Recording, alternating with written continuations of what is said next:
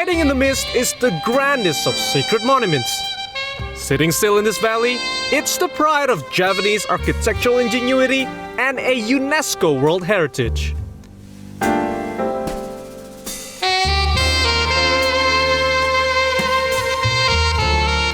Welcome to Borobudur!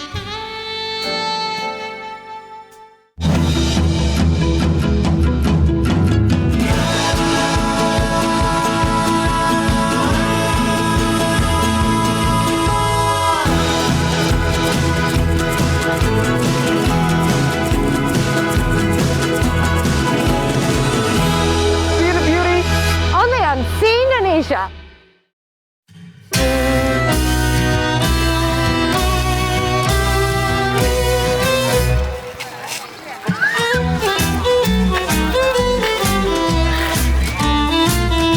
Yogyakarta is a mesh of cultures dating back way before the medieval times, and nowhere is the evidence of the past kingdom's grandeur more awe-striking than in a place just northwest of Jogja City, in Magelang, Central Java.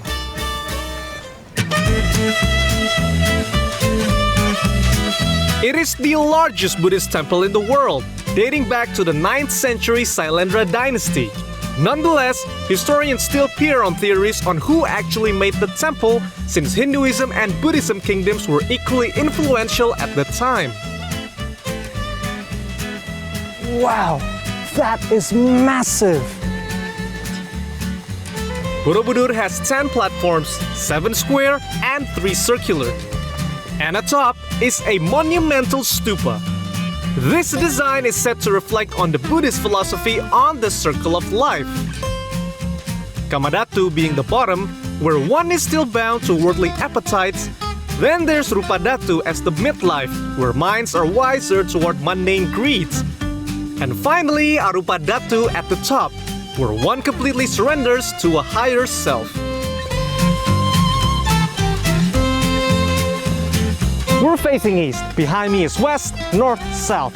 Every face of Borobudur is perfectly aligned to the Earth's longitude and latitudes. How's that for astronomy?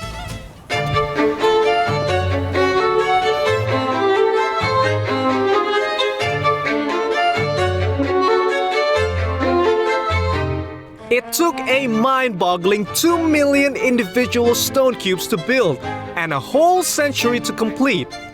Covering its walls are more than 2,600 relief panels, a library to pass rains. And sitting still are also 500 Buddha statues. Most of the reliefs here are from Indian manuscripts translated into Javanese lifestyle at the time. This one is Karma Vibhanga, which tells about cause and effect, karma. I particularly like this one. This one tells about people gossiping on the side, and by time, they turn to have deformed faces. So, you've got to be careful when talking about people's backs.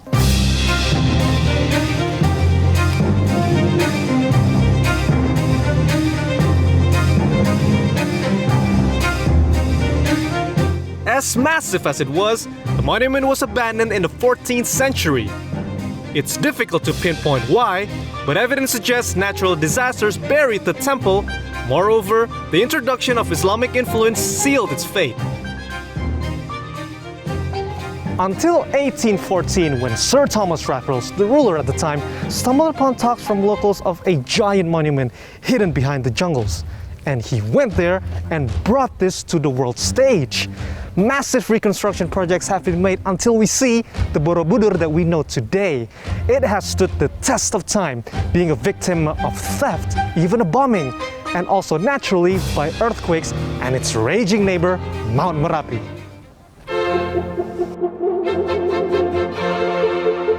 And that's the very reason you see the stupas covered like this, to protect whenever Mount Merapi decides to cough up some ash.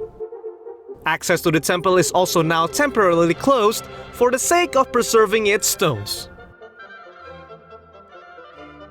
In 1991, UNESCO awarded Borobudur as a World Heritage Site, dubbing it the greatest Buddhist temple. And to those charged with protecting this sacred site, Borobudur's significance still resonates today.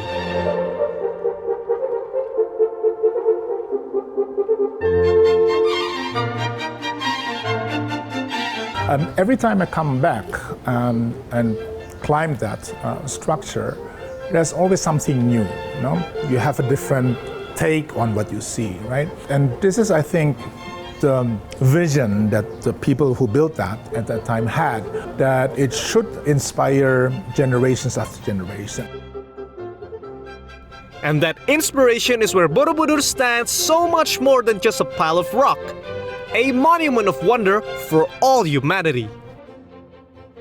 For me, the key message here, you build something that you would never see or witness, I mean, the final result of it. Like, meaning really that there's something in the mind of people at that time, you know, that had that quality, and that's what we miss right now.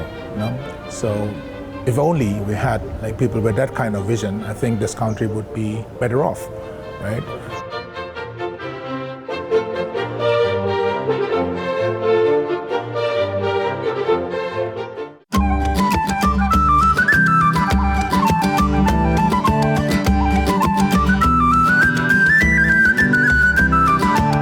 It's exactly for that legacy that the Indonesian government is developing Borobudur as a super priority tourist destination.